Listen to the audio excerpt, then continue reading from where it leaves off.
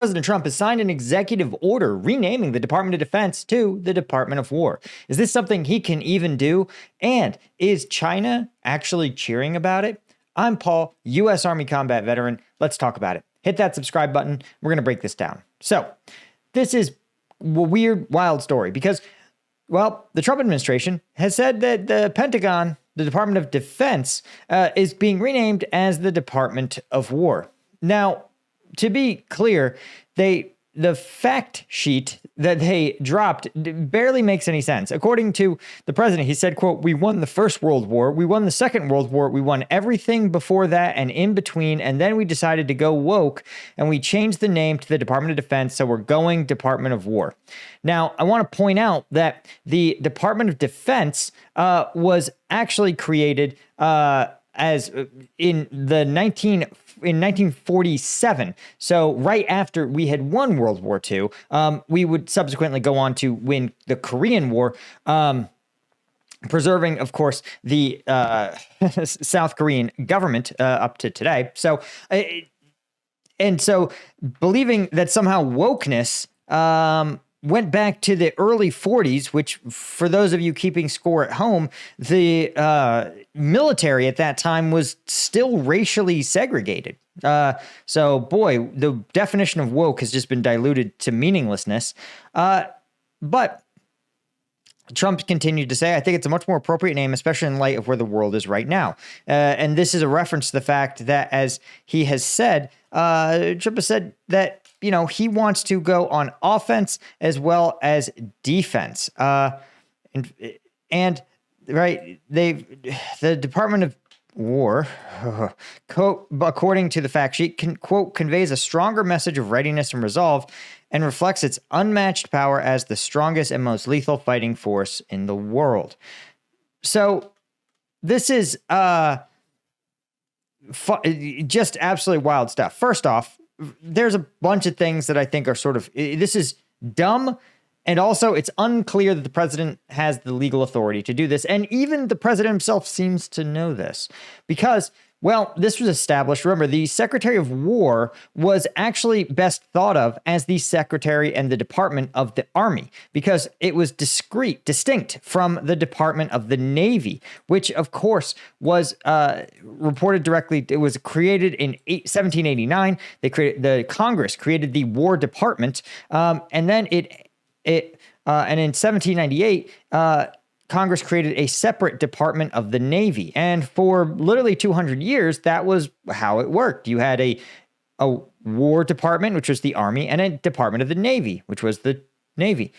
But in World War II, the Navy and the Army kept having to work together to do stuff like land on a beach, right? Or carry supplies across the Atlantic Ocean, right? And as a result, the President Harry Truman said, "Listen, we need to create a single department who is responsible for defending the nation from things." And so he proposed legislation, the National Security Act of 1947. This was something passed by Congress because Congress names departments because that is their job. The Constitution makes it clear, right? That National Security Act also created the National Security Council, National Security Resource Board, the United States Air Force, and the Joint Chiefs of Staff, right? And this is the concept of the Department of Defense is unique. And Trump going back and saying, okay, this is a historic name. Again, we're going to look at Fox News here because I think Fox News makes some salient points. And remember, Fox News is the almost like state media because they cheerlead Trump to the exclusion of everything else. So they say it's the historic Department of War name, which is not totally accurate. Again, it'd be like renaming the Department of Defense the Department of the Army. It's kind of confusing because historically the Air Force didn't exist and the Navy was a totally separate department. But they said they want to change the name of the agency and spearheading it, saying it's part of Pete Hegseth's, quote, warrior ethos campaign. And well, it's got its drawbacks. We're going to talk about that in a second. Sure, it sounds cooler in English, I guess. But the actual direction is that the White House, Trump thinks he has renamed it, but he actually hasn't, because the executive order calls for using the name Department of War as a secondary title for the Department of Defense, along with phrases like Secretary of War for Hegseth. So the president, none of his lawyers are arguing that he can do the thing that he just said he did. He said he renamed it, but actually a White House official confirmed to the president, again, the most pro-Trump media outlet, that this was actually a secondary title for the Department of Defense, and that calling Pete Hegseth the Secretary of War is just a cool nickname, right? The order says Hegseth should propose legislative and executive actions to try to make the name permanent, right? And blending the order, of course, will require modifications, public-facing websites, and official signage at the Pentagon, including renaming Public Affairs Briefing Room to the Pentagon War Annex, okay? And there's a bunch of other longer-term projects in the works, right? And again, here's the takeaway, right? Here's the real analysis. The idea that Trump wants to project, he wants to project strength and like lethality, and the ability to, as he puts it, go on offense. But who is out here putting out the message that the U.S. is this like angry, like attacking animal, some sort of, again, going on offense? Now, there's plenty of arguments to be made that the U.S. has engaged in some preemptive defensive actions, namely like the invasion of Iraq in 2003. And there's not really any argument that that wasn't an offensive act. But part of the U.S.'s mythos is that we are not a conquering empire. And frankly, we have lived up to that, right? Since the really 1950s, the U.S. has occupied no other place on earth. In fact, even when we deposed Saddam Hussein, within literally 2 years, we had held elections in Iraq, and an Iraqi government took charge in Iraq, one that basically has continued to today. And so the reason I point this out is because those are not the actions of a country on offense, of a country obsessed with war. And the U.S., really, it's important to understand that that is a key difference between us and China, right? China explicitly says, we want to conquer the island of Taiwan. We will take it over by military force against the will of the people living there. Can you name a place in the anywhere in the globe that the U.S. has the same ambitions for? Put in the comments today, the current U.S. policy, right? You could say Greenland, sure. And that's been a new thing, and it's been kind of weird and stupid, right? But for the previous century, essentially, the U.S. has said, no, we are only here to help our friends, right? And look, Russia, same thing. Russia says, we want to own Ukraine. And the people that live there are like, no. But Russia says, we are going to war. We are on an offensive war against the will of the people that live there. That's just not the case. Even in the Iraq War, right? Most people didn't want Saddam around. They didn't like what subsequently replaced it. But Saddam was not a popular guy. The Taliban were not popular people. And that is a massive difference.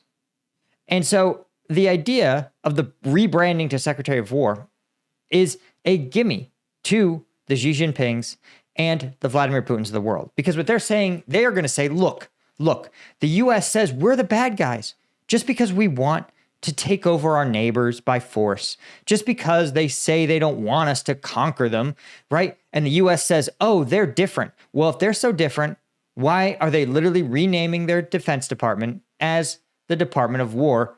And why is their president saying that he's tired of defending the country and he wants to go on offense against people? They say, look, they're all the same. None of them are any different. The U.S. they're just as angry and aggressive as we are. Because I want you to show you this is the messaging that China is putting out to the rest of the world. This is, by the way, the U.S. ambassador or the Chinese ambassador to the United States, right? He is repeating the official talking point of the Chinese government. And in their security summit, their equivalent to a NATO summit, roughly, right? President Xi Jinping describes the 5 principles that he views as his version, his answer to the US's multilateralism, multi-nation coalitions, things like NATO and the G7. He says adhering to what he calls sovereign equality, which is, again, kind of a joke, but basically saying that every nation should play under the same set of rules, which is funny because, again, conquering Taiwan, annexing the Spratlys, even some areas of the border with India, he wants to conquer all of them, right? Abiding by the international rule of law, which doesn't exist, what he calls practicing multilateralism, right? I could put out the way these are hypocritical, but I want you just to understand the messaging that China is putting out. Multilateralism, a people-centered approach, and focusing on taking real actions, right? Sovereign equality, international rule of law, multilateralism. Do any of these things sound like they're messaging to the global community that things like China's going on offense, China's strong, aggressive, decisive? China's messaging seems to be, we want friends. We want to play by the same set of rules. So how come these ideas are great for China, or something China is pushing, but the US thinks it's more productive to message things like, we're aggressive, we do what we want, we go to war with anyone? And so this is the kind of the takeaway, is that you have to understand that playing to a domestic audience, sure, tough guy posturing, fine. But there's also an audience of the international community, the globe, other countries, and the people within those countries. And it should be a clue that China is out here messaging a friendly, welcoming, collaborative message, even though their actions say the exact opposite. And so when the United States, do our actions, ask yourself, do these kinds of actions, and I don't mean just renaming our Defense Department, but all the actions collectively, do they send the same message to the international community? Do we tell them that we want to be friends, right? Because again, the president's official stance is that the international community takes advantage of the United States, that we get screwed by our allies. Well, why would China be in such a hurry to recruit allies, to bring them into his fold? Why would he be in a hurry if they're such parasites? It's like going to your friend's house and trying to get them to give you their cold. Like, I'd love to get your flu. I heard you have a really nasty flu. Let me get it, please. So this is the sort of action that you should just place into context, right? Again, the fact that the president can't actually do it, that he doesn't have the authority to, he himself, his own lawyers admit it, but he doesn't seem to understand it, is kind of a joke and kind of sad. And the fact that the rest of the world, the dictatorships of the world that want to destroy the United States, are messaging the exact opposite thing. And that's usually a clue that it's probably worth it to rethink this kind of tough guy policy bullshit. Anyway, hit that subscribe button. And of course, if you guys want to keep me independent and able to do this every single day, you want to become a member at combatvetnews.com. That's, of course, my version of Patreon, where I get uncensored combat footage from across the front line of conflicts, even some stuff sent to me by units in the fight in Ukraine. And we do a deep dive analysis. So become a member. The link is in the description.